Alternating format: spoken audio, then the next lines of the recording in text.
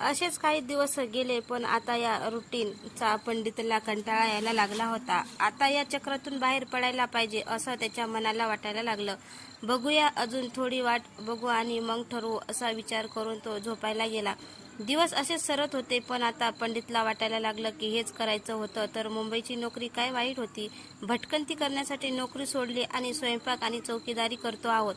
या कोणत्या जाळ्यात येऊन फसलो. अशा आयुष्यासाठी नक्कीच मुंबई सोडली नाही. त्यांनी पुन्हा पुरोहिताला फोन लावला आणि आपली व्यथा सांगितली.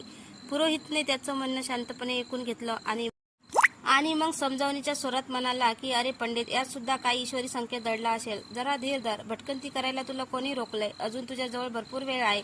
पैशाचाही काही प्रॉब्लेम नाहीये. जेमतेम वर्ष झालं आहे तुला मुंबईत सोडून. त्यात 7 महिने परिक्रमेत गेले, 15-20 दिवस वाराणसीमध्ये. थोडी वाट पा, बघ काय होते ते. शांतपणे घे सगळं. पुरोहिताशी बोलल्यावर पंडितला नेहमीच बरं वाटायचं आणि त्याचं बोलणं पण पटायचं. पुरोहित म्हणाला तसं वाट बघायचं त्यांनी ठरवलं. त्यानंतर त्याला शांत झोप लागली.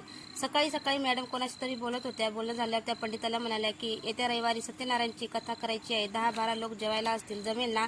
सकाळी ती संध्याकाळी? पंडितने विचारले. संध्याकाळी 5 वाजता पूजा, आणि पूजा झाल्यावर मग जेवण. साधारण 9:30 होतील. मॅडम चालेल. मेनू तेवढा सांगा. पंडित.